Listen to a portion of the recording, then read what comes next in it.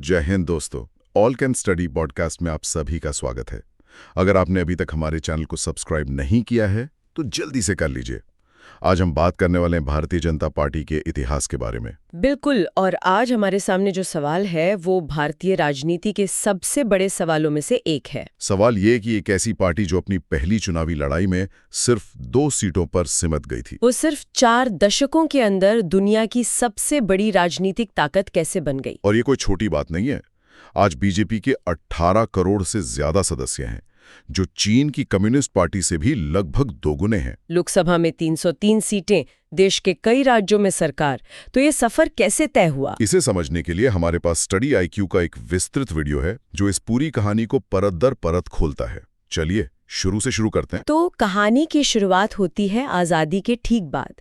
21 अक्टूबर 1951 को डॉक्टर श्यामा प्रसाद मुखर्जी ने राष्ट्रीय स्वयंसेवक संघ यानी आरएसएस की मदद से भारतीय जनसंघ की नींव रखी। यहाँ एक बात बहुत दिलचस्प है। श्यामा प्रसाद मुखर्जी तो जवाहरलाल नेहरू की पहली कैबिनेट का हिस्सा थे, है ना? वो उद्योग मंत्री थे। जी। फिर अपनी अलग पार्टी बनाने की जरूरत क्यों पड़ी? यही इस कहानी का पहला अहम मोड़ है।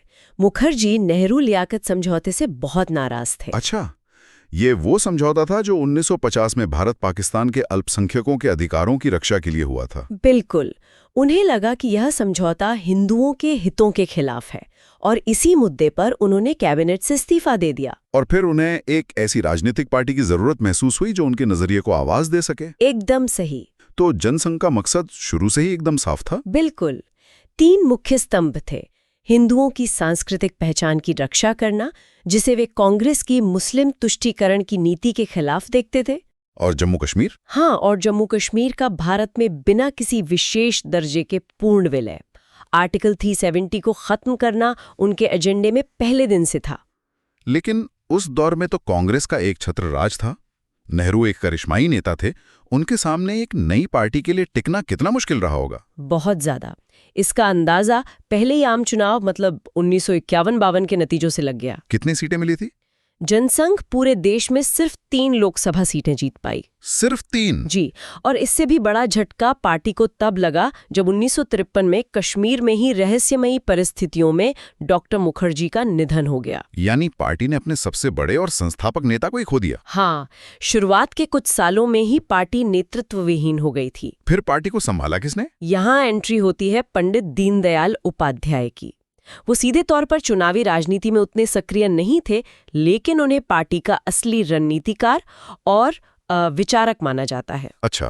1953 से लेकर 1967 तक उन्होंने महासचिव के तौर पर काम किया और पूरे देश में पार्टी का जमीनी संगठन खड़ा किया। आज बीजेपी की जो वैचारिक नींव है, उसका बड़ा श्रेय उपाध्याय जी के एकात्म मानववाद के दर्शन को दिया जाता है। और उनके संगठन बनाने की मेहनत का असर भी दिखा होगा। यकीनन। 1967 के आम चुनाव में जनसंघ 35 सीटें जीतकर लोकसभा में तीसरी सबसे बड़ी पार्टी बनकर उभरी। 3 सीटों से सीधे 35 पर। ये तो एक बहुत बड़ी छलांग थी। बहुत बड़ी। और इसी दौर में 2 युवा नेता अटल बिहारी वाजपेयी और लाल कृष्ण आडवाणी पार्टी में अपनी पहचान बना रहे थे। 1968 में जब उपाध्याय जी के बाद अटल जी ने पार्टी की कमान संभाली तो पार्टी के मुख्य मुद्दे वही थे जो आज भी सुनाई देते हैं। हाँ, जैसे यूनिफॉर्म सिविल कोड, गौ हत्या पर प्रतिबंध और कश्मीर से विशेष दर्जा खत्म करना। तो क्या ये माना जाए कि पार्टी का मूल एजेंडा इन 50-60 सालों में बदला ही नहीं है? ये एक दिलचस्प सवाल है। कह सकते हैं कि एजेंडा के शब्द वही हैं, लेकिन उनका राजनीतिक संदर्भ और वजन बहुत बदल गया है। मतलब 70 के दशक में ये मुद्दे पार्टी की पहचान का हिस्सा थे, लेकिन चुनावी सफलता की गारंटी नहीं थे। आज यही मुद्दे पार्टी की सत्ता का केंद्र बिंदु है। सही बात है। तब इन मुद्दों पर बात करना उन्हें राजनीतिक हाशिए पर रखता था। आज यही मुद्दे उन्हें मुख्य धारा में रखते हैं। बिल्कुल। फिर आया 70 के दशक का वो दौर जिसने भारतीय राजनीति को हमेशा के लिए बदल दिया। इमरजेंसी। हाँ, 1975 में जब इंदिरा गांधी ने आपातकाल लगाया तो जनसंघ ने बाकी विपक्षी दलों के साथ मिलकर इसका जबरदस्त विरोध किया। पुरजोर विरोध किया। हजारों जनसंघ और आरएसएस के कार्यकर्ता जेल गए। इसी साझा संघर्ष ने एक नए राजनीतिक समीकरण को जन्म दिया। और वो समीकरण था जनता पार्टी। ये तो एक तरह से विचारधाराओं का महागठबंधन था। समाजवादी, लोकदल, जनसंघ सब एक साथ। मकसद सिर्फ एक था, कांग्रेस को हराना। और वो कामयाब भी हुए। 1977 में देश में पहली बार गैर कांग्रेसी सरकार बनी। मोरारजी देसाई प्रधानमंत्री बने। और इस जीत में जनसंघ की सबसे बड़ी भूमिका थी। जी, उनके 93 सांसद जीत कर आए थे। अटल बिहारी वाजपेयी को विदेश मंत्री और लालकृष्ण आडवाणी को सूचना एवं प्रसारण मंत्री बनाया गया। लेकिन ये मिलीजुली सरकार ज्यादा दिन चल नहीं पाई। खास तौर पर दोहरी सदस्यता का मुद्दा बहुत बड़ा बन गया। हाँ, ये मुद्दा बहुत बड़ा बन गया। ये आखिर था क्या? ये इतना बड़ा क्यों बन गया कि सरकार ही गिर गई? असल में जनता पार्टी के समाजवादी और सेक्युलर धड़े का मानना था कि कोई भी मंत्री या सांसद एक साथ एक राजनीतिक दल यानी जनता पार्टी और एक सांस्कृतिक वैचारिक संगठन यानी आरएसएस का सदस्य नहीं हो सकता। उन्हें लगता था कि जनसंघ के नेताओं की पहली वफादारी आरएसएस के प्रति है। बिल्कुल, न कि सरकार या जनता पार्टी के। और जनसंघ के नेताओं के लिए आरएसएस उनकी पहचान का आधार था।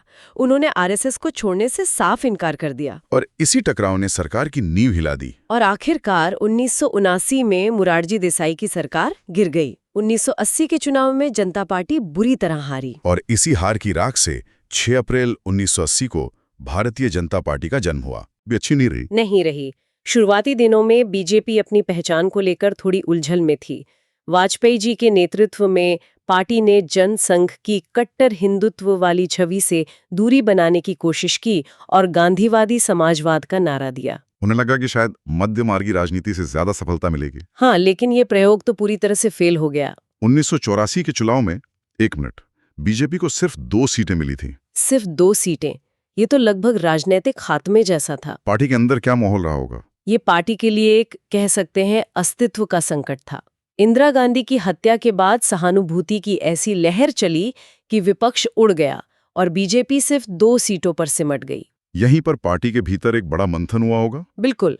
एक धड़ा मानता था कि कांग्रेस से मुकाबला करने के लिए उन्हीं की तरह मध्य मार्गी राजनीति करनी होगी, लेकिन दूसरा धड़ा इससे सहमत नहीं था। और उस धड़े का नेतृत्व आडवाणी ही कर रहे थे। हाँ, लाल कृष्ण आडवाणी और उनके समर्थकों का मानना था कि बीजेपी की असली ताकत उसकी अपनी अलग विचारधारा है। उन्होंने तर्क दिया कि कांग्रेस की बी टीम बनकर चुनाव नहीं जीता जा सकता। तो पार्टी को अपने मूल वैचारिक आधार यानी हिंदुत्व पर ही लौटना होगा। यही उनका मानना था। ये एक बहुत बड़ा और जोखिम भरा फैसला था जिसने पार्टी की पूरी दिशा बदल दी। और इसी वैचारिक बदलाव के साथ पार्टी की कमान भी आडवाणी जी के हाथ में आ गई। जी, और तभी राम जन्मभूमि आंदोलन ने भी जोर पकड़ना शुरू कर दिया था।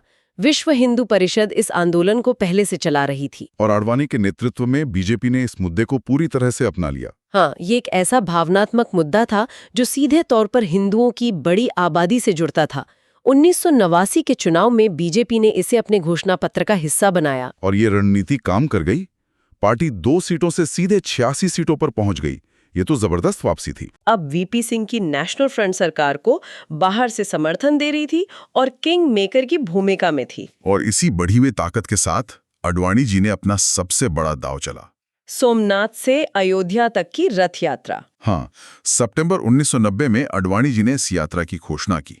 इसका घोषित मकसद तो राम मंदिर के लिए समर्थन जुटाना था, लेकिन असल में ये हिंदुत्व की राजनीति का एक राष्ट्रव्यापी शक्ति प्रदर्शन था। इतिहासकार रामचंद्र गुहा ने तो इसे उग्र हिंदू राष्ट्रवाद का प्रतीक बताया था। जी, अपनी यात्रा के दौरान आडवाणी जी सरकार पर छद्म धर्मनिरपेक्षता और मुस्लिम तुष्टीकरण का आरोप लगाते रहे। इस यात्रा ने पूरे देश का राजनीतिक माहौल गरमा दिया था। बिहार में तत्कालीन मुख्यमंत्री लालू प्रसाद यादव ने आडवाणी जी को गिरफ्तार करवा लिया। उनकी गिरफ्तारी के बावजूद हजारों कार सेवक अयोध्या की ओर बढ़ने लगे। उत्तर प्रदेश में तब मुलायम सिंह यादव की सरकार थी और उनके आदेश पर हुई पुलिस कार्रवाई में कई कार सेवकों की जान चली गई। इसके तुरंत बाद बीजेपी ने वीपी सिंह सरकार से अपना समर्थन वापस ले लिया और सरकार गिर गई। तो अब तक पार्टी 2 केंद्र सरकारों को गिरा चुकी थी। 1991 में फिर चुनाव हुए और इस बार बीजेपी को 120 सीटें मिली। सबसे बड़ी कामयाबी उत्तर प्रदेश में मिली, जहां बीजेपी ने पहली बार अपनी सरकार बनाई। अब राम मंदिर आंदोलन अपने चरम पर था और पार्टी पर अपने वादे को पूरा करने का भारी दबाव था। बहुत ज्यादा दबाव था। और यही दबाव शायद 6 दिसंबर 1992 की घटनाओं का कारण बना, जब अयोध्या में जो हुआ उसने भारतीय राजनीति को हमेशा के लिए बदल दिया। उस दिन विहिप और बीजेपी की एक रैली के लिए लाखों कार सेवक अयोध्या में जमा हुए थे और उसी भीड़ ने विवादित बाबरी मस्जिद को ढा दिया। ये एक भूचाल जैसी घटना थी, जिसके बाद पूरे देश में भयानक हिंदू मुस्लिम दंगे हुए, जिनमें हजारों लोगों की जान गई।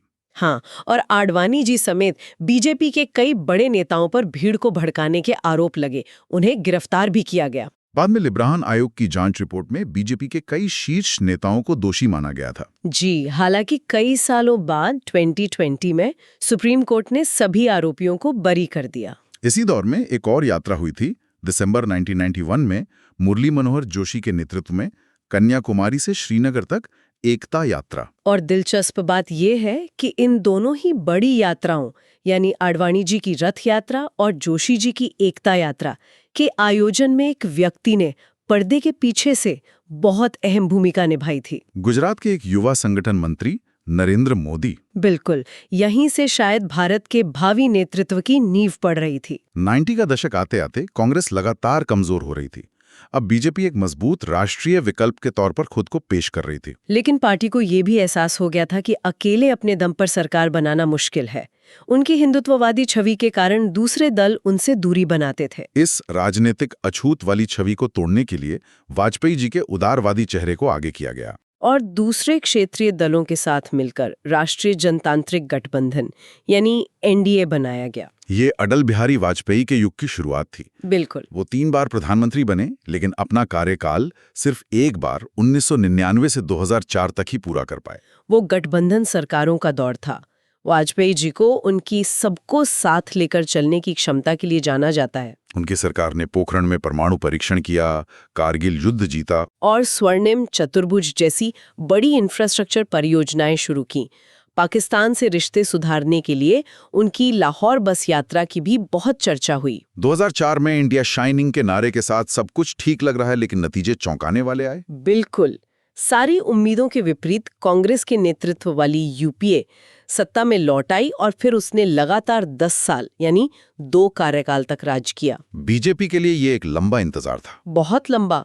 और इस इंतजार के अंत की पटकथा लिखी गई यूपीए के दूसरे कार्यकाल के दौरान। हाँ, यूपीए 2 सरकार पर भ्रष्टाचार और महंगाई के गंभीर आरोप लग रहे थे। 2G स्पेक्ट्रम घोटाला, कॉमनवेल्थ गेम्स घोटाला, कोलगेट। एक के बाद एक घोटालों ने सरकार की छवि को बहुत नुकसान पहुंचाया। देश की जनता एक मजबूत और निर्णायक नेतृत्व चाहती थी। और वो चेहरा उन्हें मिला गुजरात के तत्कालीन मुख्यमंत्री नरेंद्र मोदी में। नरेंद्र मोदी को 2013 में बीजेपी का प्रधानमंत्री पद का उम्मीदवार बनाया गया। उन्होंने विकास, सुशासन और एक मजबूत राष्ट्र के एजेंडे पर एक अभूतपूर्व अभियान चलाया। उनकी रैलियों में भारी भीड़ जुट रही थी और उनकी लोकप्रियता एक लहर का रूप ले चुकी थी। और 2014 और फिर 2019 में जो हुआ वो ऐतिहासिक था। बीजेपी ने अकेले अपने दम पर बहुमत हासिल किया। दशकों बाद किसी एक पार्टी को इतनी बड़ी जीत मिली थी। ऐसा लग रहा था मानो लोग अपने क्षेत्र के उम्मीदवार को वोट नहीं दे रहे, बल्कि सीधे अपने लिए प्रधानमंत्री चुन रहे थे। ये भारतीय चुनावों में एक प्रेसिडेंशियल स्टाइल की राजनीति की शुरुआत थी, जिसका केंद्र बिंदु नरेंद्र मोदी थे। इस जबरदस्त जीत का श्रेय एक और व्यक्ति को दिया जाता है, उस समय के बीजेपी अध्यक्ष और आज के गृह मंत्री अमित शाह। निश्चित रूप से अगर मोदी पार्टी का चेहरा थे तो अमित शाह उसके चाणक्य। उन्होंने बूथ स्तर तक पार्टी के संगठन को मजबूत किया। पन्ना प्रमुख जैसी रणनीतियों के जरिए उन्होंने हर एक वोटर तक पहुंचने का माइक्रो मैनेजमेंट मॉडल बनाया। उनके ही नेतृत्व में बीजेपी ने पश्चिम बंगाल और उत्तर पूर्व जैसे उन राज्यों में भी अपनी पैठ बनाई जहां पहले उसका कोई अस्तित्व नहीं था। और उन्हीं के संगठनात्मक कौशल का नतीजा है कि बीजेपी आज न केवल भारत की बल्कि दुनिया की सबसे बड़ी पार्टी है। जबकि एक समय देश पर एक छत्र राज करने वाली कांग्रेस अपने सबसे बुरे दौर से गुजर रही है। इस पूरी यात्रा को देखें तो ये सोचना दिलचस्प है कि जनसंघ के शुरुआती सिद्धांतों से लेकर आज के सबका साथ, सबका विकास, सबका विश्वास के नारे तक पार्टी ने एक लंबा सफर तय किया है। बिल्कुल, जनसंघ की स्थापना से लेकर आज के शिखर तक ये सफर वाकई असाधारण रहा है। और ये श्रोताओं के लिए एक सवाल छोड़ जाता है। हाँ, कि किसी भी राजनैतिक दल की विचारधारा समय और सत्ता के साथ कितनी बदलती है और कितनी स्थायी रहती है। जनसंघ के मूल सिद्धांत आज की बीजेपी में कितने जीवित हैं और कितने सिर्फ चुनावी राजनीति का हिस्सा बनकर रह गए हैं, ये सोचने वाली बात है। तो ये थी भारतीय जनता पार्टी के सफर की कहानी। ऐसी ही जानकारी के लिए सब्सक्राइब कीजिए ऑल कैन स्टडी को। Thank you. चलिए नेक्स्ट वीडियो पर मिलते हैं।